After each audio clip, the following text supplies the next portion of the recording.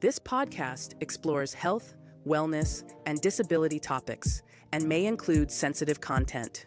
Views expressed are personal and for general information only, not professional advice. Please seek guidance from qualified professionals as needed. Morgan Campbell, author of My Fighting Family, Borders and Bloodlines, and The Battles That Made Us, is a Canadian sports journalist and memoirist. He is an African-Canadian man with American roots. Campbell has medium brown skin tone and wears his hair clean-shaven. He has a close-cropped salt and pepper beard, and in his headshot, he beams through it with an open-mouthed smile. He is wearing a burnt orange sweater over a white collared shirt. When it came to writing the memoir, Yeah. you were talking about being honest about people's characteristics. Yes. And, just being honest was the best option to be able to get the information out there. Now, when you were, obviously, for you writing the memoir, that was probably cathartic for you, correct? Yes, in a lot of ways, yeah. Okay. Now, for writing about the people that you know, your family members, some people may be upset about the circumstances, some people may be fine. But overall, once they read the book, and that was the part that I wasn't clear on, did anyone found that it was very appealing or started the process of healing whatever family trauma that was going on based on the title of your book? No one has expressed that to me. Okay. Again, years from now, it might be different. But also, you'll find when you read the book, there's stuff in the book that's tough for, a mom to read, my big sister to read. There's a chapter in the book called The 90-Minute Slow Jam Tape. It was all about me, being a girl, we had a crush on each other, we were alone. Now, my book is PG-13, nothing actually happens. But if you're somebody's big sister, you're reading this chapter in this book about your little brother and a girl, that's a lot easier to read about someone else than it is to read about your little brother. You know what I mean? Right. But in terms of there's a lot of stuff in the book that different factions of the family didn't know about the other factions of the family. Right. And so there's a big scene, a really dramatic scene about my dad's last Christmas and this interaction that him and my mom's dad didn't have. And my mom's dad comes off looking really, really, really, really petty. But the only reason he comes off looking petty is because he acted petty. But there's other people in the family that weren't there, right? So this is their first time learning about this. So I'm sure it's jarring to learn. The guy that was always good to you is camping here. Something so low. But it was the truth. And I got witnesses now. And every single other person that saw that is going to see it a little bit differently. But the big things they agree on because they know they saw it because that's what happened. And so, like I said, inside, a lot of times the only way to be fair to someone is to tell the truth, even if the truth doesn't flatter them, because have to massage the truth, alter the truth, spare somebody's ego. That's the thing that's not fair. Yeah. If truth and fairness sort of walk in lockstep, So I hope that answers your question.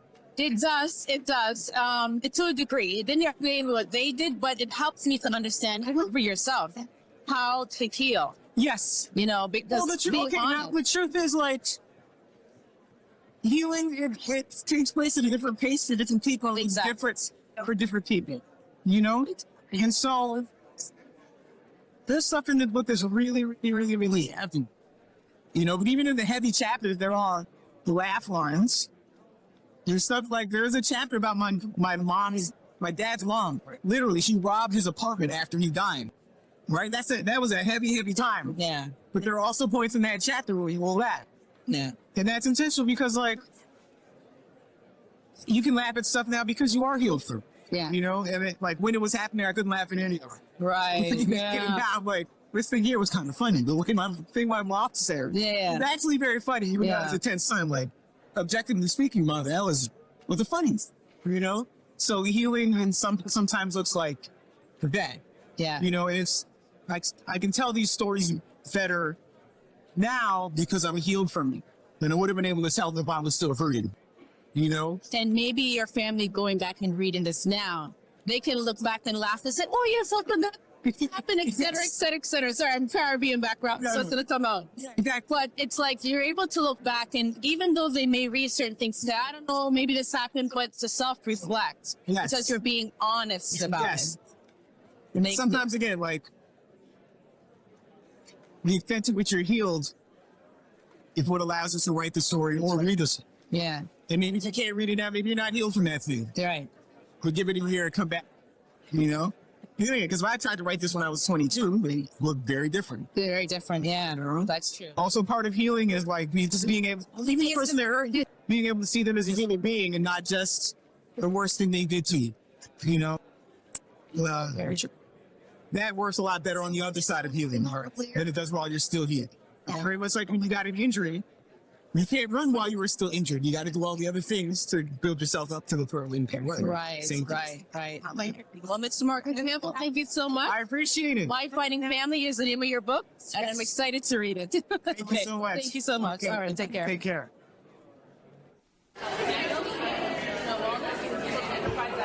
Yes. I was gonna say, I knew something because you came out talking to me like you know me. That's fine. I like that. That's how I met some of my very good friends who like the first time they talked to me, they're like, "Yo, what? Like we knew each other. We didn't know each other. We just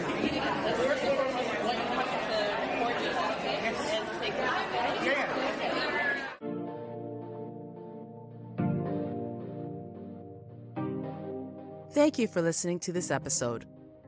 To have your voice heard on Freedom to Know Wellness, email us at info@freedomtoknowwellness.ca. For content like this and more, subscribe to the Freedom to Know Wellness blog at freedomtoknowwellness@substack.com.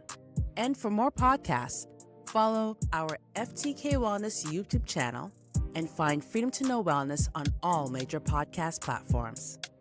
And don't forget us on social media at FTK Wellness.